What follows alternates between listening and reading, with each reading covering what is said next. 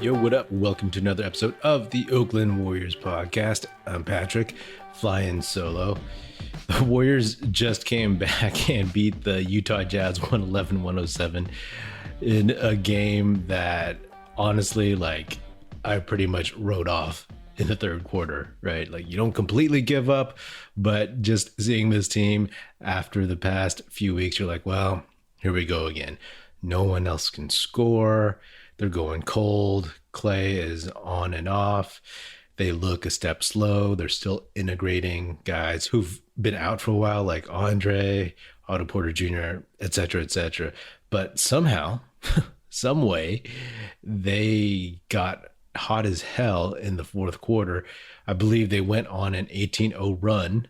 Now, if you've listened to the past few episodes, I've talked about how I would prefer to see the Utah Jazz over the Nuggets, over the Timberwolves, over the Mavericks, way back when the Mavericks were like fifth or something. And it's because of this. It's because Utah, they are not a great playoff team and they don't have that guy. You know what I mean? Obviously Denver has Nikola Jokic, Dallas has Luka Doncic, and even this season, the Minnesota Timberwolves, they have kind of a combo of Karl-Anthony Towns and Anthony Edwards. And Karl-Anthony Towns is playing very, very well the second half of the season overall, but especially as of late since the Wolves have gotten hot. So right now, as it stands, the Warriors are in third place in the West. They are one up on Dallas, and if the season ended today, they'd be playing the Denver Nuggets, and that's okay. That's fine. I'll take that, whatever, And again, if they get past the Nuggets, they would most likely face the Memphis Grizzlies. I've said recently that I would rather almost see the Warriors fall into the fourth spot so that they would get the Suns in the first round, because I think they would need some time to ramp up to play the Grizzlies. They just haven't figured out something about the Grizzlies, whereas the Suns, I think just the nature of that team, the Warriors, they just match up better. Regardless, it is what it is. Looking at the standings could become moot, right? The Warriors have said they don't really care where they land. And honestly, give me a healthy Steph, Draymond, Klay, and now Poole, then I like our chances against anyone. I wonder if this game is kind of a turning the corner type game. They looked decent against the Suns. They had some sloppy turnovers and stuff. And in this game, they looked sluggish. So it was just up and down for the past several games. And you thought maybe this was just going to be another one of those. But when they got hot, it was like hell. They pretty much willed this one. They came back, they got the lead. Nobody could score after that. The Warriors couldn't build on their lead. Both Klay and Poole were clanking 3-point shots, but the Jazz, they just didn't have anybody that could put this away. They have very talented players. They have Donovan Mitchell, Mike Conley, who was just nailing threes all over the place, and Rudy Gobert. But let's face facts. None of those guys are guys that you're like, oh, I'm scared of this guy in the postseason. And for the first three quarters, we saw that inconsistent Klay Thompson, right? And then somehow, some way, he just turned it on. He was 14 of 28. That's crazy. Klay back in the day did not take 28 shots, 8 for 17 from three. Those are great percentages for him, 5 boards. And it's so funny how easily one quarter can just turn the narrative or turn the perception of a game. But I like what I saw from him in the second half, especially the fourth quarter, but like I've been saying, we'll probably just see Klay be up and down, hot and cold throughout the playoffs. But the fact that Jordan Poole is more consistent, he was 9 for 22, 6 of 15 from three, 7 of 7 from the free throw line. So he didn't shoot the greatest percentages, but he had 31 points, 6 assists, 6 boards. Poole's playing an all-around game, man. And I can very much appreciate that. And he may not be the strongest, toughest defender, but he's at least trying. And that's the effort that the coaches, that Steve Kerr wanted from him from the beginning of the season.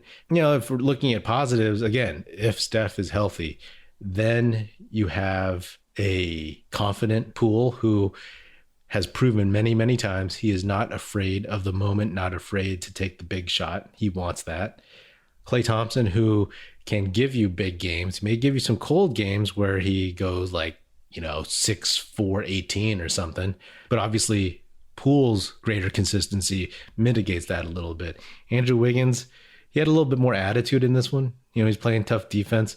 33 minutes, 7 for 10, 3 for 4 from 3. There was one big 3, which pretty much, I believe, started off that 18-0 run, more or less. He just walked into a 3, just brought the ball up slowly. Nobody picked him up. And he walked in, top of the arc, left side, and hoisted, went in. And that was pretty much it. So he was plus 26, the highest plus minus of the night. And he had 17 points. Like last week, a couple weeks ago, I said, hey, all the Warriors need is average Andrew Wiggins, the guy who plays both ways, hits most of his shots, doesn't take a ton of shots, doesn't have to light it up for 25, 30 a game, but gives you that consistent effort. Because obviously now he is pretty much the fourth scoring option on the overall roster in terms of hierarchy, right? There's Steph, then there's Klay, and then there's Poole. And who knows, maybe Poole is ahead of Klay or they're at the same level. And then you have Wiggins. So you don't need Wiggins to do a ton. You need him to be a threat. You need it to feel like it's not just Jordan Poole carrying this team. So I'll take that. I'll take that. And again, Steve Kerr went with the vets and it paid off for him, right? There was a stretch in the second quarter, which looked really bad, where the Warriors, they just looked really old. And it's not like the Jazz are the youngest, most athletic, dynamic team, but the Warriors, they looked old. He rolled out a lineup of Bjelica, Otto Porter Jr., Andre Iguodala, Gary Payton, and I think Draymond Green or something. I could be wrong. Maybe mismatched somebody. Maybe Klay was out there for stretches as well. But they looked slow, and especially when they couldn't hit shots. And I was like, man, the return of Iguodala, Draymond Green, Otto Porter Jr., and Steve Kerr's desire to play Bjelica more minutes, I guess.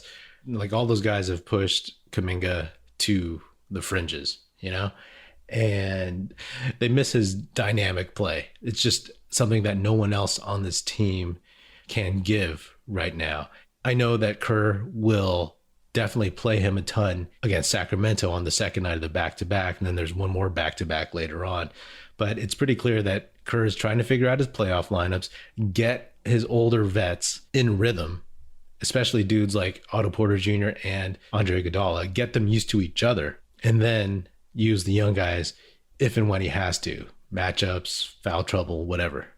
We'll see how this plays out. We'll see once the playoffs start, how he's going to use guys like Kuminga and maybe Moody. But right now we're seeing that he's still trending towards playing the vets. And that's fine if they win, If they lost this game, if they didn't make that 18-0 run, then you'd be hearing some stuff. But hey, a win forgives all for now, right? My concern is you put Kuminga in there. He played 4 minutes. I think he played 4 minutes against Phoenix or the previous game before that.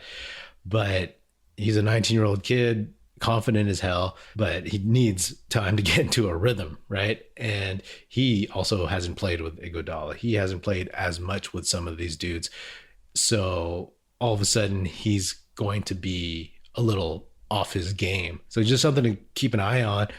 Obviously, I'm hoping that he has a big game against the Kings. There's no reason why he shouldn't. It's that balancing act, not just for now and in the future, but now into the playoffs, getting the vets warmed up and then keeping the guys who had been playing like Kuminga in rhythm.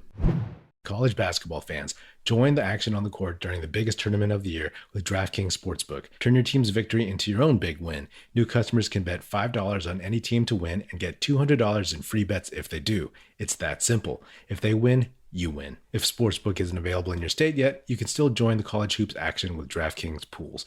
Everyone can play free pools all March long for a shot at a share of over $250,000 in prizes. Simply join a pool and answer questions like, who will make it to the next round, and who will hit the most three-pointers. Then track your results. Download the DraftKings Sportsbook app now. Use promo code TBPN. Bet $5 on any college hoops team to win and get $200 in free bets if they do. If they win, you win with promo code TBPN this week at DraftKings Sportsbook. 21 and over. Restrictions apply. See show notes for details. So the Warriors, they get the Kings on the road on Sunday. Then they get 3 days off, a whopping 3 days off. They get the Lakers at home, their last home game of the season. And let's be honest, I hope they bury the Lakers. The Lakers are on the ropes. Mathematically speaking, they still, as of today, still can make the play-in round. But how sweet would it be if the Warriors were the team to just shut it all down, right? You go back to the beginning of the season, right? That opening night game, that was just a ton of fun to watch. Who knew? Who knew?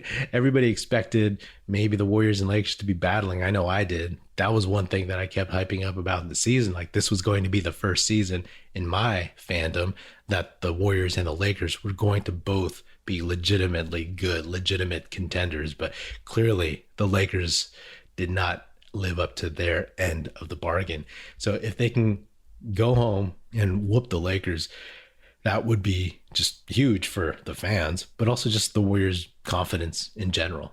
You know, I mean, I hope, as much as I don't want this to happen, I hope they do not lose to the Lakers and keep the Lakers' hopes alive. That would be lame as hell. Then they get the San Antonio Spurs on Saturday the 9th, and then the Pelicans on Sunday the 10th. So a back-to-back then. Those teams, as of now, are still vying for the play-in round and positioning in the play-in round. So it'll be interesting to see how those teams come out. Hey, it might be good for the Warriors to see a couple teams that are still trying hard instead of just coasting or whatever, mailing it in.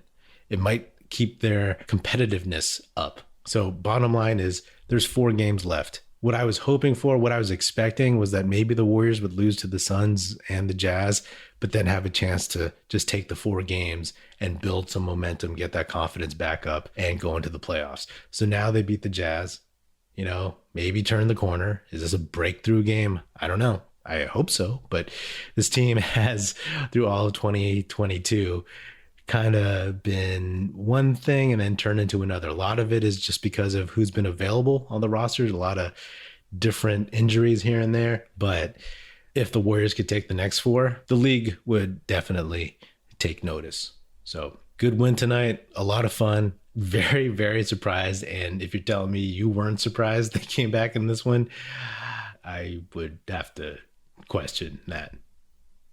Anyway, that's another episode of the Oakland Warriors podcast. Be sure to subscribe wherever you get your podcasts. Feel free to hit me up on Twitter at Patrick Epino, Epino, or at Oakland Warriors. Check out our new YouTube channel. The link will be in the show notes. Be sure to check us out at oaklandwarriors.com, and be sure to tell your fellow Warrior fan friends to tune in and listen. The Oakland Warriors podcast is produced by National Film Society and is a part of the Basketball Podcast Network. And if you can, please do leave us a 5-star rating on Spotify and or Apple Podcasts, and also leave us a nice review on Apple Podcasts. That would be super helpful. Thanks for listening. That's it. Music in this episode provided by Paper Sun. Special thanks to Paul Amardo for production support. See you next time, and go Dubs.